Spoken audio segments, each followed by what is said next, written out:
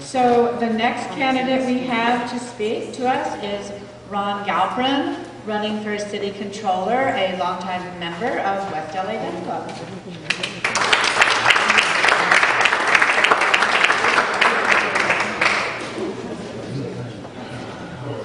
So you'll have 2 minutes to introduce yourself. Say a little bit about it, take some questions. Great. You said I had 2 hours. Oh. 5 days. Good morning, everybody, and I'm Ron Galperin, running for Los Angeles City Controller, and thanks so much for the opportunity to be here. There's so many different things you could be doing on Saturday morning, and here you are listening to candidates talk about the future of our city, which I think is a great testament, and I'm looking at that clock already. The job of controller, as I think many of you know, is really to be the watchdog for the city's finances. It's about doing financial audits, and even more importantly about doing performance audits and finding money for the city and finding ways to save money. As you know, we're facing about $240 million shortfalls year after year after year for the next couple of years, and actually that's not even the real number, because it's really more like $1 billion when you think about the fact that we're not putting money into our infrastructure when we're not really doing the things that we need to do for our city. Reason I'm running is because I think that we actually can find the money. I've actually chaired 2 city financial commissions which have put forward hundreds of millions of dollars of savings that we can be achieving. I think that especially in this group, it's absolutely vital that we elect a Democrat who has democratic values in this seat. Because I've been a Democrat my whole life. Actually, I'm very proud to say that I got the whole of the LA County Democratic Party. Every single Democratic group that has done an endorsement has done it for me so far. Also just got Laura Chick and now the LA Times, which is very nice. And am really proud to be here with all of you. Couple of things. How do we solve these problems? Vast assets of the city. We have potholes everywhere, yet believe it or not, we actually own 2 asphalt plants that are underutilized. We can be making money from them. Collections. I've authored the blueprint on city collections about how you collect and how you bring in money to the city. Also looking at the way the city spends its own money. Most of the money that we spend outside of the city of Los Angeles. It's kind of suicide. And then we take our sales tax that the city pays on its purchases and pays it to other jurisdictions. And I'm sure you've got some great questions. So with that, I'm going to wrap up. And thank you so much for the opportunity to be here.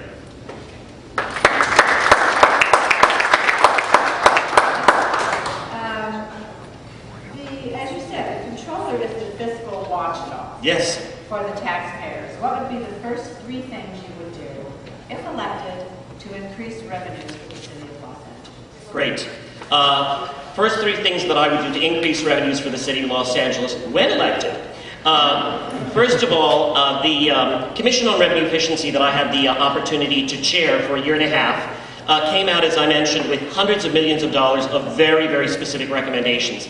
A number of them, and I've been working on them to make sure that they actually get implemented. So collections is top of that list. Looking at the non-tax collections, looking at how we make it easier to collect, how we make it easier to pay, how we don't go after people who are not going to be able to pay, but really rather focus on those who can, and make sure the city gets its fair share. Work with the county, go after the intergovernmental transfers. Doesn't sound very sexy, but about 40% of the general fund comes from other revenue sources from other jurisdictions. Also looking at how we can generate more business by having a more vibrant business community. Because right now, we make it really tough to do business in LA. I'm all for a lot of ways that we can simplify it and streamline it. And looking at the vast panoply of assets, which I talked a little bit about. We own immense assets as a city of Los Angeles and have an opportunity to actually put them to use. And my approach to being controller is not just about how do you put out a great audit. Because you can have a great audit and then if it doesn't get implemented, so what? It's about actually engaging with all of the various departments, with the other elected officials of the city to make sure that it really gets done. I've done that actually in the context of parking occupancy tax, which is about $85 million a year for the city. It's the tax you and I pay every time we go to a parking lot, that 10% tax that's being stolen. And one of the recommendations that I made, which hopefully will be implemented soon, is to make sure that people can also pay by, for example, debit and credit card, and eventually by cell phone, reduce the amount of cash that goes through the system, and you'll vastly increase compliance, and you'll vastly decrease the amount of money that is being stolen from every single one of us. There you go. Well, Can you name specific examples of aggressive department oversight and waste that you will work to resolve in addition to what you just said? Okay. Aggressive examples of oversight and waste. There are so many of them. If you had 2 hours, I could maybe get into a portion of them. But let me give you an example of something that I've been working on. This is special permits that exist for certain kinds of businesses in the city of LA. There are 60 special kinds of police commission business permits in addition to your regular license that you have to get. One, for example, just for bowling alleys. There's one just for antique stores. There's one just for skating rinks. So I know a guy, for example, owns a bowling alley. And he has a special permit for that. But then he wanted to put in one of these machines. We've all used them. You put in 25 cents and you try and grab a teddy bear. So he was told you need a special permit for that. That's the game of chance permit. And by the way, you have to get fingerprinted, you have to get background checked, and you have to pay the fee. He did all that. Then he was told, sorry, you got the wrong permit. It's actually the game of skill permit. There's a separate permit for that. Not the game of chance permit. And for that, you need to be fingerprinted again. You need to be background checked again. You have to pay the fee again. We're so sorry, but you have to do this. Well, he actually did it. It's now actually in his bowling alley, but he swore he was never going to do it again, along with a couple of colorful expletives, I might add. But anybody who does business with the city of LA in a whole variety of ways knows how complicated and how Byzantine a system we have.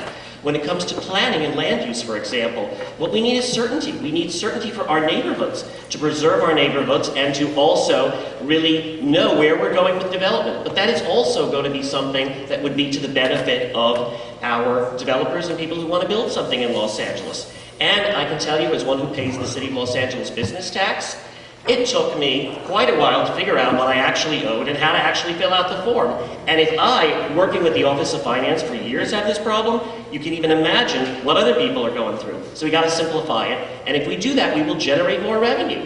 And we will also have an easier city to deal with.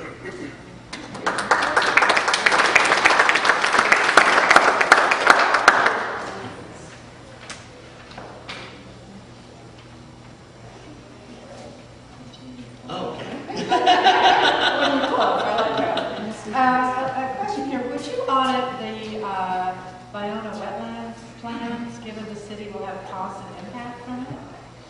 Yeah, the controller has really vast ability to do a whole variety of different kinds of both financial and performance audits. Now, there's not an unlimited budget to do all these things, but it's really important how you choose what it is that you're going to audit.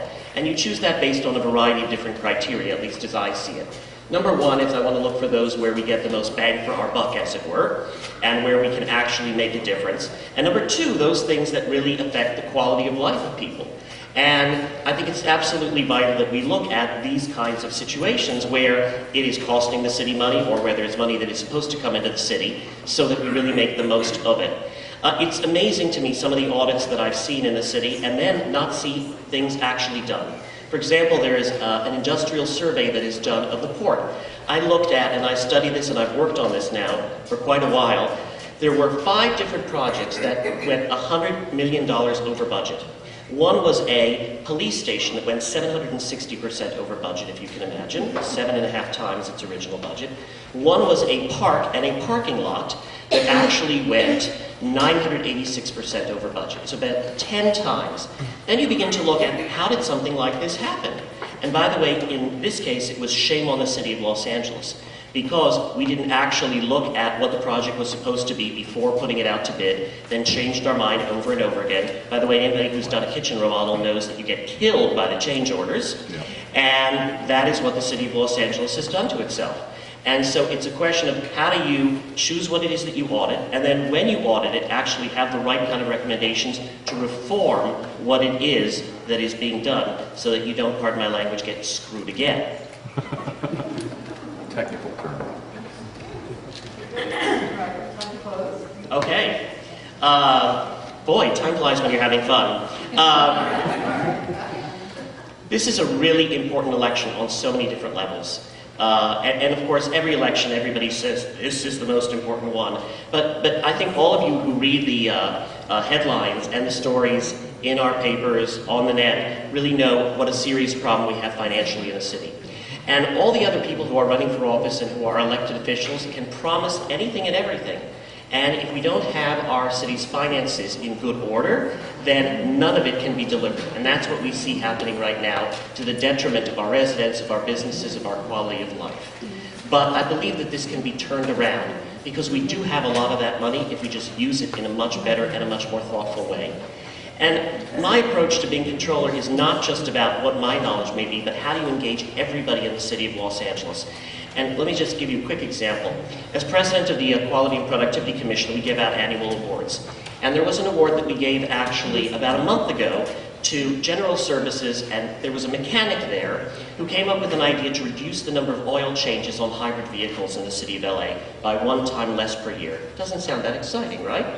You got 11,000 of these vehicles in the city of LA. And you multiply that out by the lifetime of these vehicles, it will be a savings of $3.27 million by reducing the number of oil changes on these cars by just 1 time per year.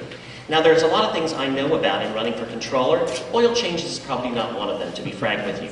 But how do you engage every single person in the city to bring forth those best ideas and to actually put them into action? And that's what I want to do.